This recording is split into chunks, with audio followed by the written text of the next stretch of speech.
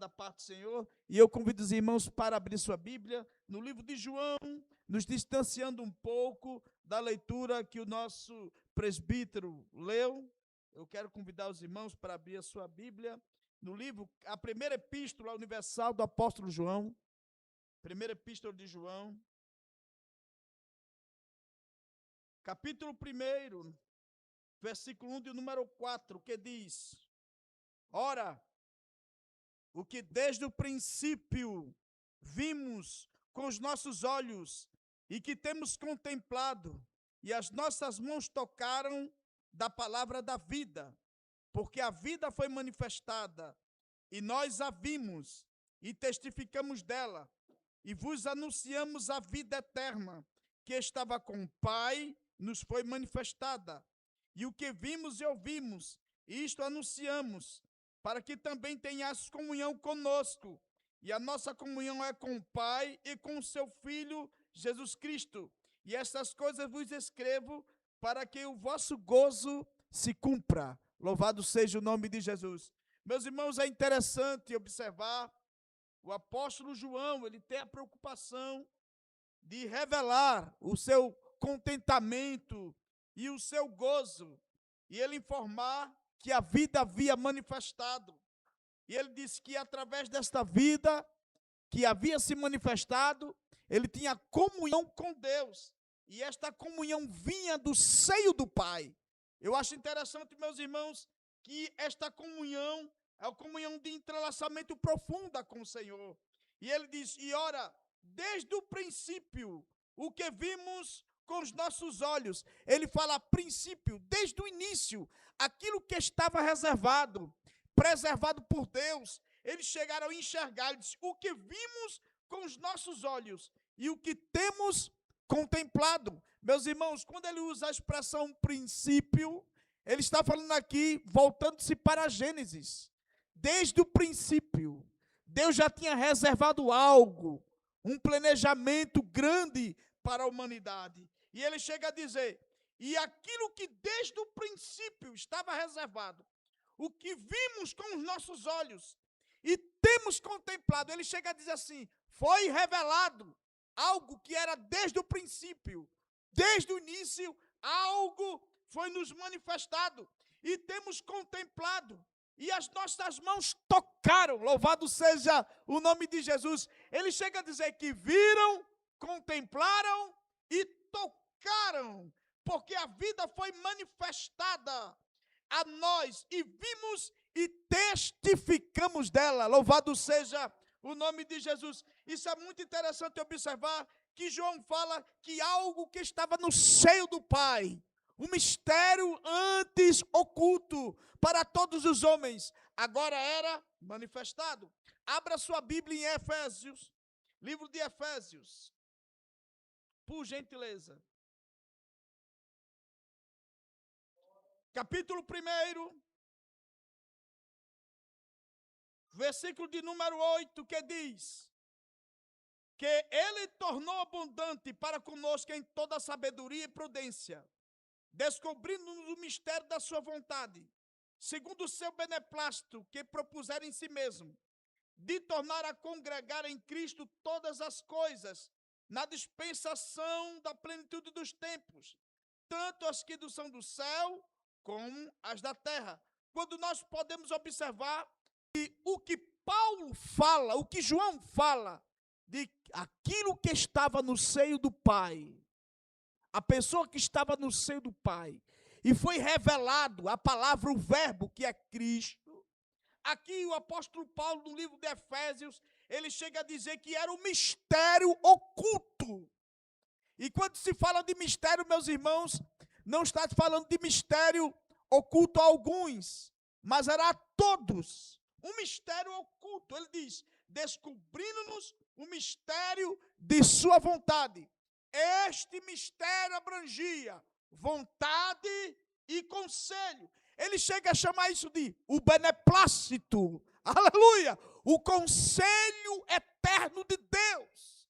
E que este conselho eterno, louvado seja o nome de Jesus, se manifesta. E que João diz, e nós vimos e tocamos E provamos, louvado seja o nome de Jesus. Ele chega a dizer que este conselho eterno torna a congregar em Cristo todas as coisas na dispensação da plenitude dos tempos, tanto as que estão no céu como as que estão na terra. Interessante observar que o objetivo de Deus, no conselho eterno, no seu beneplácito, era em Cristo congregar todas as coisas. E isso era algo difícil de entender e de compreender. Abra sua Bíblia em Efésios, capítulo de número 1, versículo de número 18. Olha o que está escrito. E tendo iluminado os olhos do vosso entendimento, para que saibais qual seja a esperança da vossa vocação e quais as riquezas da glória de sua herança nos santos. Nós entendemos duas coisas aqui. Primeiro, é que havia um conselho secreto, havia algo oculto, um mistério que a hora é revelado e que era de difícil compreensão. Segundo, que o mistério, quando é revelado, ele revela as riquezas da glória. E para se entender essas riquezas da glória, do mistério que agora é revelado, é necessário iluminação. Observe que o apóstolo Paulo diz: tendo iluminado os vossos olhos do vosso entendimento, para que saibais qual seja a esperança da vossa vocação e as riquezas da glória. Aí eu me pergunto, quais riquezas são essas? Primeiro, que Deus havia ocultado, aleluia, em seu beneplácito, o mistério. Havia um mistério, havia algo que ainda não fora revelado e só poderia ser revelado na plenitude dos tempos. Segundo, é que o que Deus revela é grande, tão grande que chama-se as riquezas da glória. Aleluia! Louvado seja o nome de Jesus. Observe ainda em Efésios capítulo 3, versículo de número 8. Olha o que o texto diz. Abra sua Bíblia e acompanhe comigo. A mim, um mínimo de todos os santos, me foi dada esta graça de anunciar entre os gentios, por meio do evangelho, as riquezas incompreensíveis de Cristo. Então nós entendemos que há riquezas da glória e as riquezas incompreensíveis. E quando nós vamos analisar quais riquezas são essas, meus irmãos, nós ficamos maravilhados, porque esta riqueza que é anunciada através do evangelho, irmãos, não há de se comparar nada com a riqueza da terra. Nenhuma riqueza terrena suplanta a revelação da riqueza da glória divina. Deus tira, aleluia, do que é mais precioso. Deus tira do que é mais importante e doa à humanidade, aleluia. Deus, ele é doador de riquezas e ele doa algo precioso. Observe, meus irmãos, aqui em Efésios, capítulo de número 3, versículo de número 19.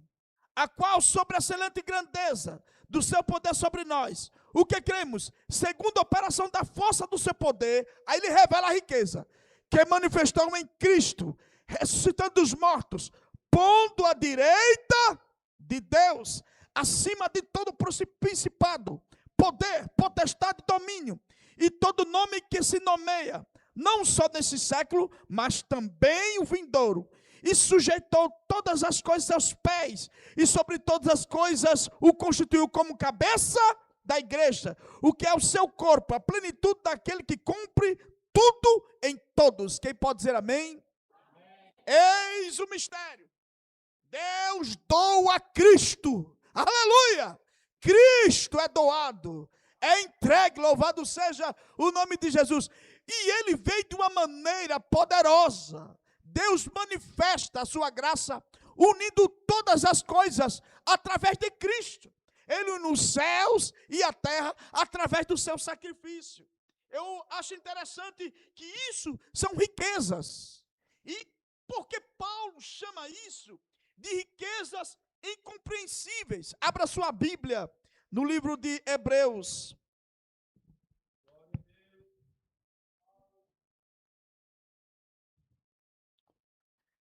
Capítulo 1, versículo 14. O qual, sendo o esplendor de sua glória e a expressa imagem de sua pessoa, e sustentando todas as coisas pela palavra do seu poder, Cristo é a expressão da glória de Deus, da imagem de sua pessoa. Quem pode dizer amém? Só que ele se encarna, irmãos. E a encarnação do verbo é o maior mistério revelado. Era necessário que o verbo encarnasse para que ele pudesse se unir a nós. Era impossível essa união sem a encarnação do verbo, porque através da encarnação do verbo, os nossos pecados são perdoados. Aleluia! É bem verdade que parece simples dizer isso, mas isso é complexo, porque primeiro, o verbo é Deus, irmãos. Abra sua Bíblia no livro de João, Evangelho.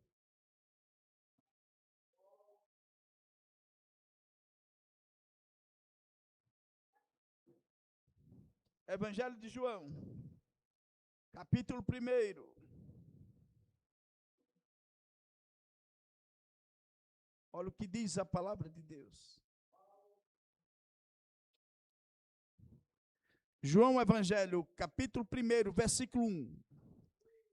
João tem esse hábito de falar sempre do princípio, não é? E no princípio era o verbo. E o verbo estava com Deus. E o verbo era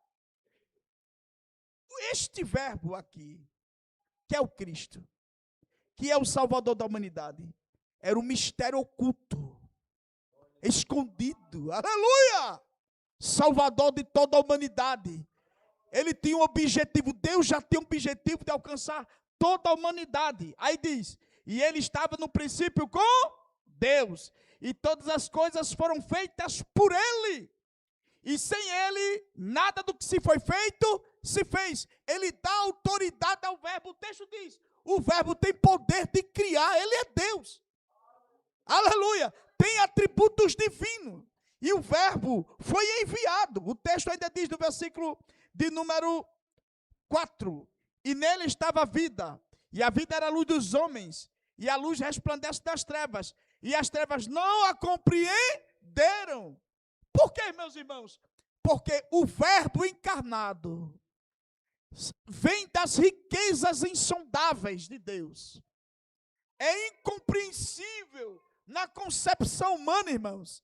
Somente pelo Espírito Santo, através da palavra, compreendemos, porque era algo oculto, mas agora, através da palavra, iluminação do Espírito Santo, compreendemos e entendemos que o verbo encarnado é Deus.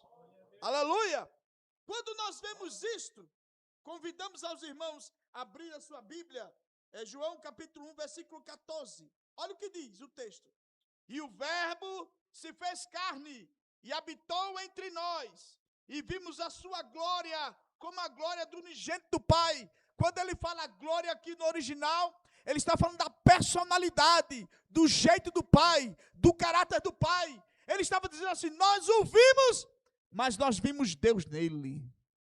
Nós enxergamos Deus nele, compreendemos Deus nele. E o verbo se fez carne e habitou entre nós, e vimos a sua glória, como a glória do unigênito do Pai, cheio de graça e de verdade. Então nós vemos que ele se fez carne. A palavra se fazer carne no original, em grego, quer dizer egneto. Algo que nunca aconteceu com uma pessoa. Algo que nunca ocorreu. E que agora se tornou possível. Quando ele diz, e se fez, ele está dizendo que é algo que nunca aconteceu com a pessoa. Ou seja, ele se torna algo que nunca foi. Cristo assume uma forma que nunca teve. A Bíblia diz que Deus é espírito. Deus não tem braço humano. Deus não tem perna humana. Não. Às vezes, quando no texto fala que ele tem mão, pé, os olhos dele, ali é uma visão antropomórfica, não é? Para que você possa compreender a linguagem. Senão, você não entende. Deus, ele é profundo demais. E Deus não tem uma forma humana. Ele pode tomar a forma que ele quiser. Mas ele fechado não tem. Ele assume a forma que ele quer assumir. Entretanto, o texto diz, e ele se fez carne. Irmão, você já parou para imaginar que Deus, que Cristo, se fez um de nós, assumiu a forma humana, essa forma nossa, para sempre? Ele assume isso. Ele assume um compromisso de assumir uma forma humana. Ele toma para si um corpo. A Bíblia diz que o Espírito Santo providenciou o corpo para ele.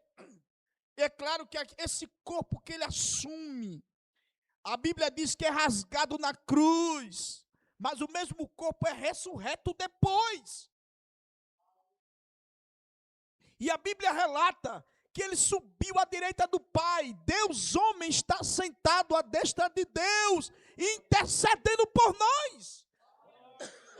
Quando nós observamos este ponto, meus irmãos, nós entendemos a dimensão do amor de Deus, que em todo o seu beneplácito, o seu mistério, Deus nos amou de tal forma que assumiu a nossa forma, irmãos, para padecer, para ser humilhado, para sofrer, por amor de mim e por amor de você. É muito amor. Como é que Deus toma uma forma que nunca tomou, assume uma forma para sempre, de eternidade a eternidade, uma forma assumida, unindo-se à humanidade para resgatar o homem que estava perdido. Louvado seja o nome de Jesus. Você pode adorar a Jesus, porque ele é digno. Aleluia! O seu amor é imenso. Aleluia. Que amor de assumir uma forma. E olha, irmãos, que é interessante, que Cristo na sua humanidade, ele não assume os pecados, porque a Bíblia relata isso, porque ele veio ao mundo sem intervenção humana, mas ele não assume os pecados, ele não vem com os pecados humanos, porque era santo, puro. O Espírito Santo agiu no ventre de Maria e gerou ali Cristo no ventre de Maria.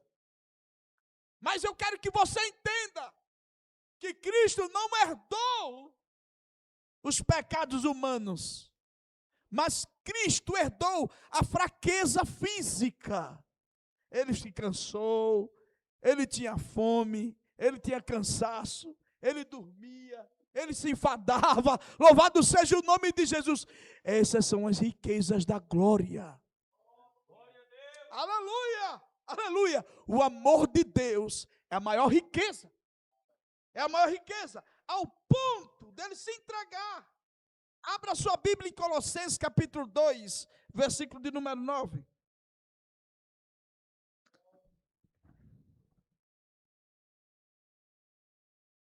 Perdão, irmãos, é Filipenses capítulo 2, versículos 5 ao 7.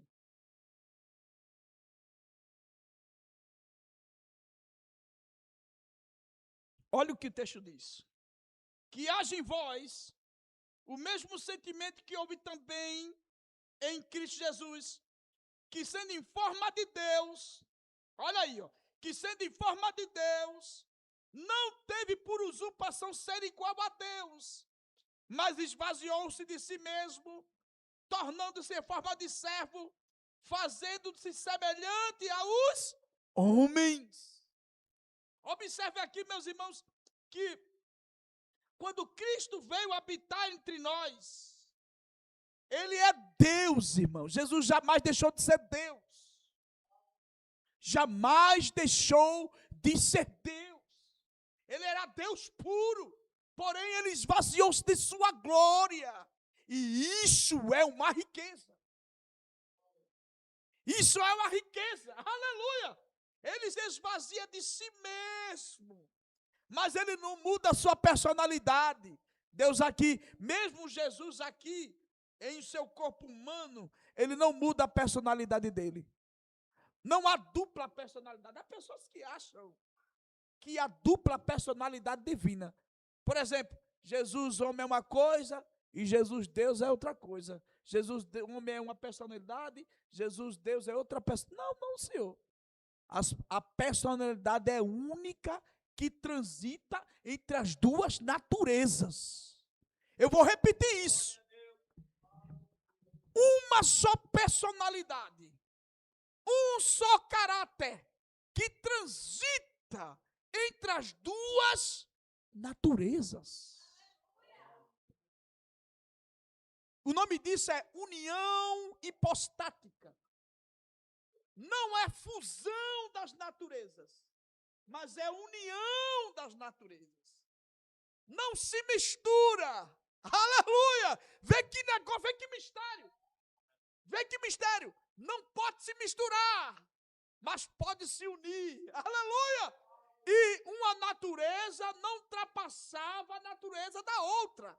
A natureza divina respeitava a natureza humana e a natureza humana respeitava a natureza divina. Louvado seja o nome de Jesus.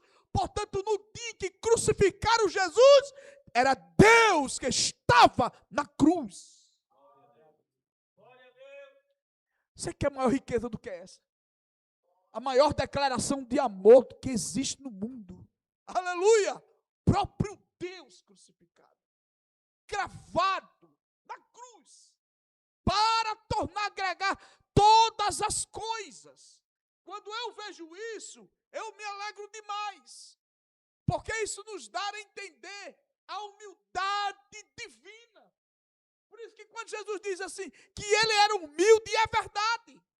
A humildade a ponto de descer essa terra, de assumir um corpo físico, de padecer as agruras. Ele poderia, na hora da fome, fazer pão aparecer. Ele poderia, na hora da sede, fazer água jorrar. Na hora que ele foi pego para ser crucificado, ele disse para Pedro, Pedro, eu poderia chamar uma legião de anjos para me defender. Aleluia! Mas nós vemos que lição Cristo nos dá, que revelação grandiosa. Meus irmãos, é uma revelação grande. Que ele, nesta forma, aleluia, a humildade que ele demonstra. Ele poderia usurpar do seu poder, porque o texto diz, e haja em vós mesmo o mesmo sentimento. O apóstolo Paulo diz aos filipenses, que vocês possam sentir a mesma coisa que Cristo sentiu. Que vocês possam se esvaziar de si mesmo. Que riqueza. Quando a gente se esvazia da gente, Deus nos enche, Deus nos enche, Deus nos enche. Aleluia! Deus nos enche. Jesus nesta noite está falando conosco. Eu estou revelando a você o meu mistério. Aleluia! Louvado seja o nome de Jesus. E a revelação é que eu me esvaziei de mim mesmo para poder te alcançar. Eu poderia usurpar do meu poder. Eu poderia usurpar da minha força. Mas não, irmãos. Ele não fez isso. Ele se humilhou. Ele se tornou servo. Aleluia. A Bíblia diz que ele toma a forma de servo. Ele não está dizendo assim, que Cristo toma a forma somente de um homem. Ele está dizendo assim, ele toma a forma de um servo. Aqui é uma diferença entre homem e servo. Ele veio para servir, diaconia, servir. Meu Deus, que humildade, aleluia, servir a Deus, padecer por amor a Deus e ao seu propósito. E isso nos dá uma lição imensa. Deus, ele te entende. Deus te compreende. Aleluia! Mas deixa eu lhe dizer uma coisa. Deus sabe que é possível fazer o que é certo. Ele está dizendo, eu sei, eu já passei o que você passou.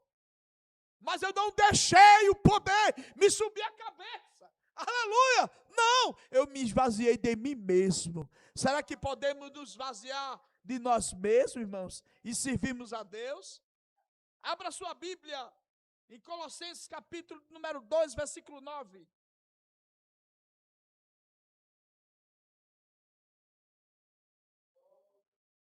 Olha o que diz o texto. Porque nele habita corporalmente toda a plenitude da divindade. Que mistério! Toda a plenitude, ele tem todo o poder, irmãos. Aleluia! Tem todo o poder. Que humildade é essa? Que exemplo de humildade é esse? Filipenses capítulo 2, versículo 7.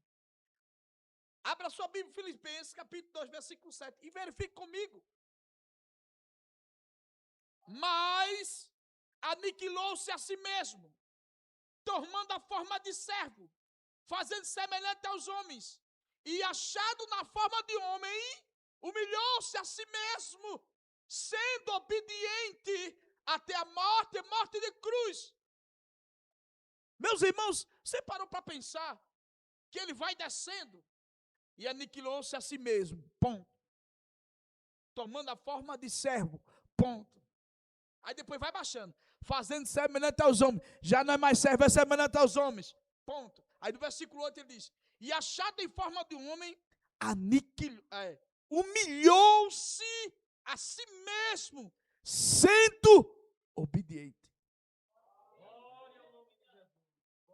Há um texto que diz que Cristo aprendeu a obedecer, mesmo sendo Deus. Aprendeu a obediência.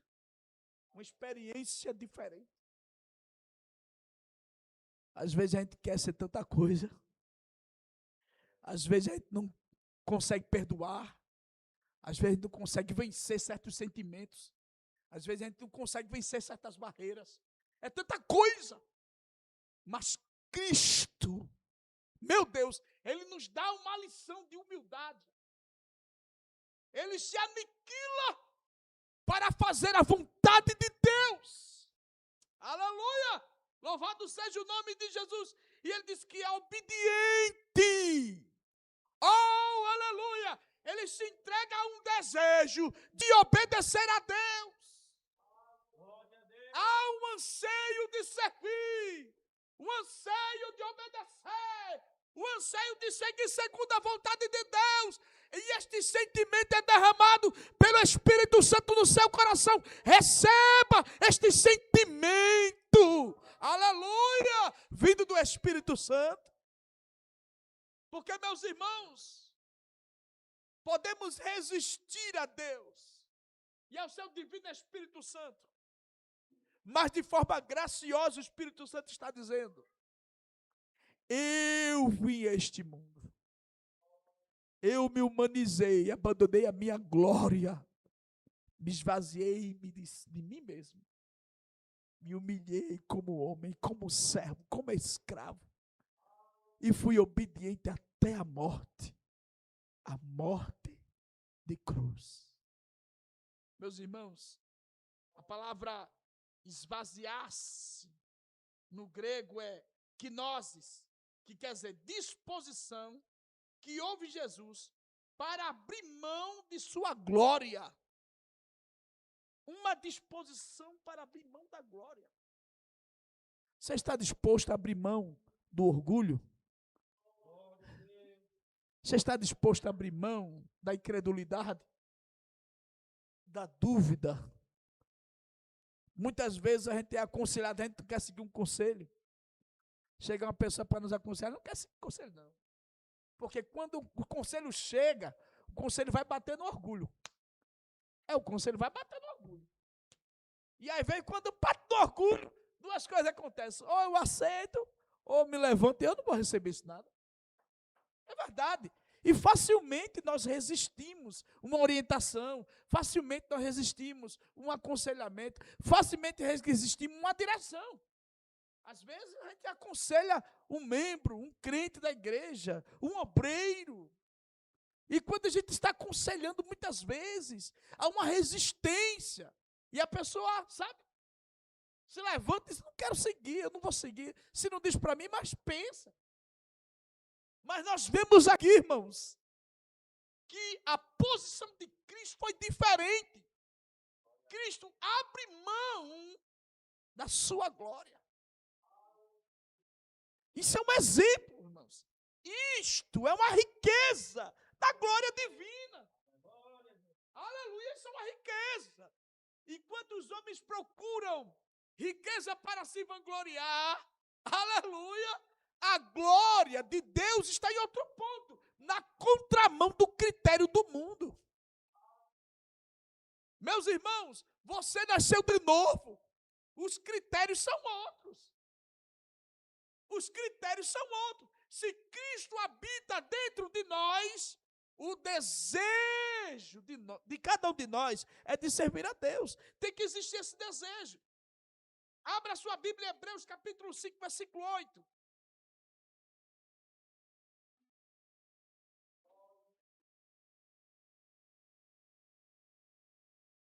Olha o que diz o texto. Ainda que era filho, aprendeu a obediência por aquilo que padeceu. Olha aí. Cristo, sendo filho de Deus, sendo o próprio Deus, aprendeu a obedecer. Que exemplo, irmãos. Que exemplo. Ele aprender. Como é que pode? Até que nível, até que ponto vai essa humildade divina? Por isso que Jesus disse que ele era humilde. E é verdade. Vinde a mim, vós que estáis cansados e oprimidos, né? Ele diz que ele é humilde de coração. 2 de Coríntios, capítulo 8, versículo 9. 2 de Coríntios 8 e 9. Olha o que diz o texto.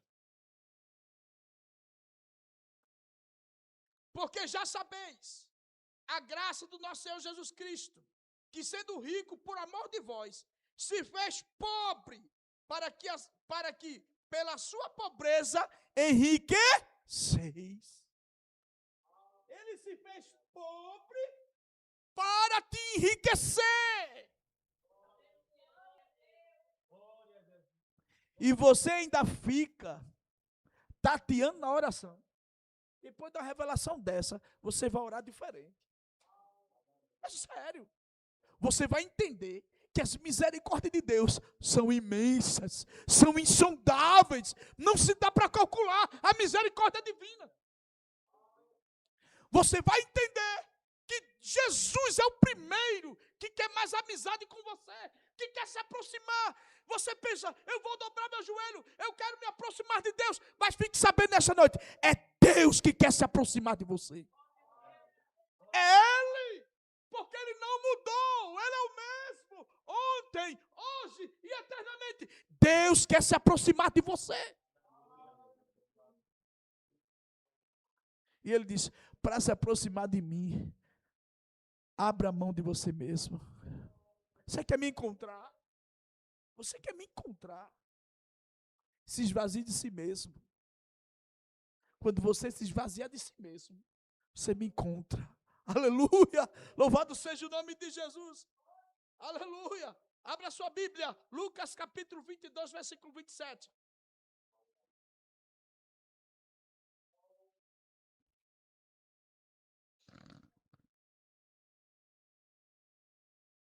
Olha o que diz. Pois qual é o maior? Quem está à mesa ou quem serve? Porventura não é este é quem está à mesa?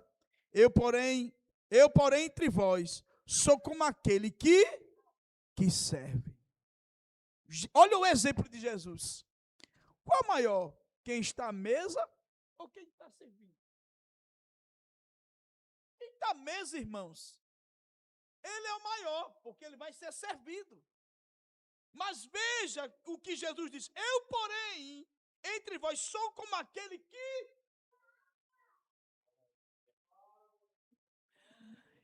Às vezes mesmo a gente quer ser servido, né? Mas Jesus dá um exemplo tão grande. Eu sou Deus.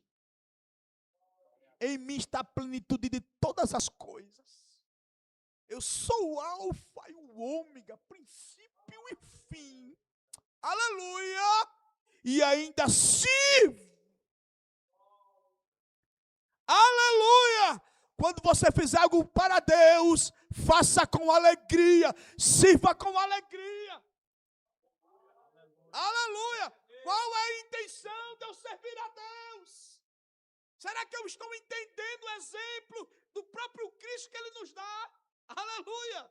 E não é só isto, mas na aceitação do sofrimento, incompreensão, maus tratos, ódio e morte, e maldição na cruz, Jesus se mantém, irmãos, humilde. Abra sua Bíblia, Hebreus capítulo 2, versículo 14. Hebreus 2 e 14.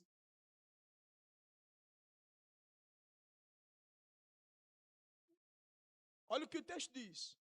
E visto como filhos participam da carne e do sangue, também ele participou das mesmas coisas, para que pela morte aniquilasse o que tinha o império da morte, isto é, o diabo. Observe que ele participou das mesmas coisas. Ele foi tentado, ele foi humilhado, ele podia desistir, irmãos. Aleluia! Porque ele era em sua plenitude também humano. Ele era em sua plenitude também humano. Hoje não se usa mais a expressão 100%. Hoje se usa a expressão plenitude. Tanto do corpo físico, da humanidade, como da divindade. Aleluia! Mas ele participou. Ele não evitou. Ele sentiu as dores e os sofrimentos. Sabe para quê? Para que pudesse interceder por mim e por você. Como é que pode, para assumir um destaque de intercessor, ele tem que sofrer? O vitupério, sofrimento. Aleluia! Louvado seja o nome de Jesus. Hebreus 4:15. Pelo que convinha, em tudo o que for semelhante aos nossos irmãos, para ser misericordioso e fiel, sumo sacerdote daquilo que é Deus, para expiar o pecado do povo. Era necessário ele sofrer tudo isso. Ele não só sabe o que é perdoar, irmão. Jesus sabe o que é a dificuldade. Ele sentiu na pele. É diferente. O sentimento de Cristo é profundo. Olha, meus irmãos, não é somente saber.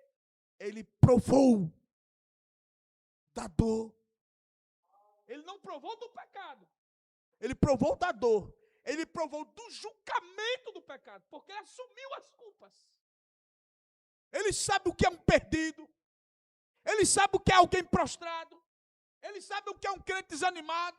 Ele sabe o que é um crente que quer as armas. Ele sabe que é um crente orgulhoso. Ele sabe que é um crente carnal. Ele sabe que é um crente espiritual. Ele sabe. Mas ele intercede por você. Ele está lhe dizendo nessa noite: eu estou orando por você. Eu estou intercedendo. Eu estou intercedendo por você. Eu conheço as suas fraquezas. Conheço os teus limites. Conheço o teu coração. Aleluia. Louvado seja o nome de Jesus. Eu assumi uma responsabilidade contigo. Eu assumi. Aleluia. Louvado seja o nome de Jesus. E nesta noite o Senhor está falando com você. Olha o que Paulo diz em uma oração.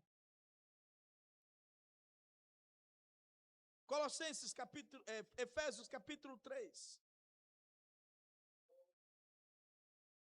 Olha o que Paulo diz. Por esta causa eu, Paulo, sou prisioneiro de Cristo Jesus, por vós gentios, e eu que tendes ouvido da dispensação da graça de Deus, que para convosco me foi dada, como me foi este mistério manifestado. Ele fala do mistério manifestado pela revelação, como acima em pouco vos escrevi. Ele diz da dispensação da revelação, e essa revelação é Cristo. Aí ele diz, pelo que quando ledes podeis perceber a minha compreensão do mistério de Cristo. Ele diz, eu conheço, eu sei, ele percebe. Paulo é o que mais exemplifica isso. Ele explica o segredo, o mistério oculto, que agora é revelado. Louvado seja o nome de Jesus. Aí ele diz, o qual no outro tempo não foi manifestado aos filhos dos homens, como agora tem sido revelado pelo Espírito aos seus santos apóstolos e profetas, a saber que os gentios são co-herdeiros de um mesmo corpo, participantes da promessa de Cristo pelo Evangelho, do qual fui ministro pelo dom da graça de Deus, o qual foi segundo a operação do seu poder.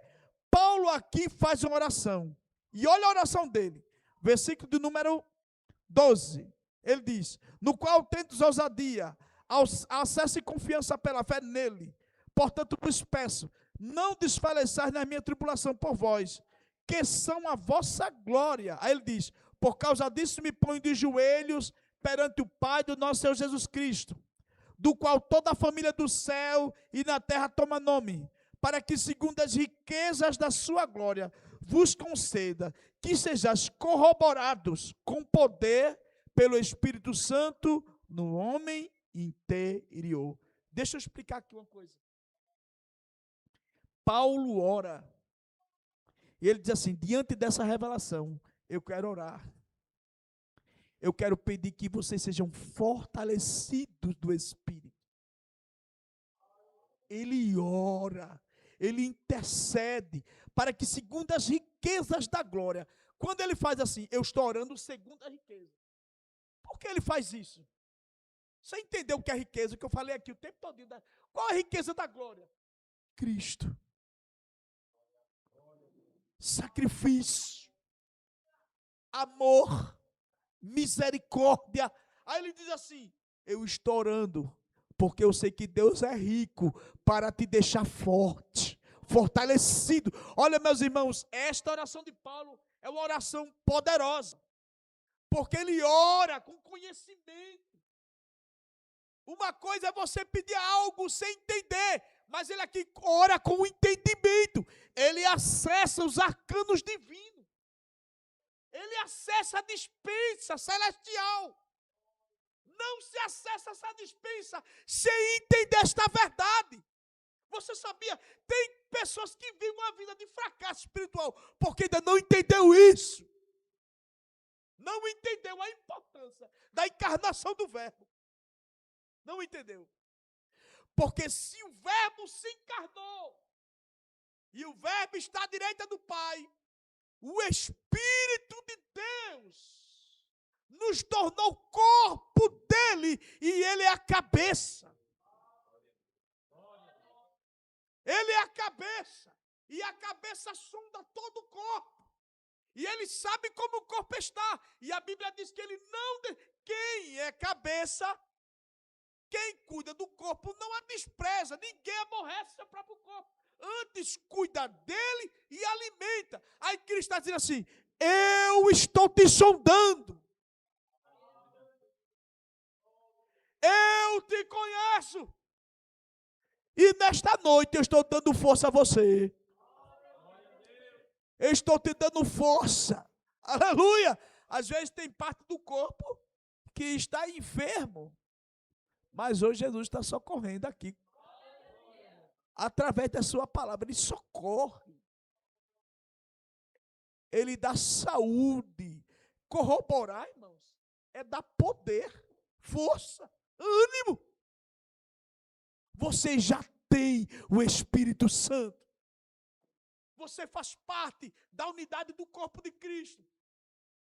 E tem órgãos que para nós é insignificante. Tem órgãos que a gente cobre ele porque ele envergonha, sabia? A Bíblia diz, aos órgãos mais vergonhosos, nós o cobrimos e damos a maior honra. Porque tem crente na unidade espiritual dentro do corpo de Cristo, que ele é fraco. É verdade. Mas Jesus não dispensa, irmão. Entenda, Deus é misericordioso mesmo. Às vezes vem um crente fraquinho ali, morrendo ali. Aí Jesus vai lá, dá força àquele crente, levanta aquele crente. Aí vem aquele crente, dá um trabalho, dá uma dor de cabeça. Não é? Tem crente que dá dor de cabeça. Aí alguém diz assim, está perdido. Está perdido, esse aí nunca vai se levantar. Mas, meus irmãos, aleluia, nós não devemos enxergar com os nossos olhos humanos, não, irmãos. O poder do Espírito Santo e da palavra é alcançar aquele crente fraquinho ali. Daqui a pouco ele está um crente forte. Deus pega ele, aleluia, leva lá para o oleiro e faz uma obra nova. Sim, irmãos, é verdade. Portanto, devemos ter cuidado. Devemos ter cuidado com o nosso olhar. Às vezes, aquele crente que dá trabalho é o crente que Deus quer fazer uma obra na vida dele. Aquele crente que alguém muitas vezes não quer nem visitar mais.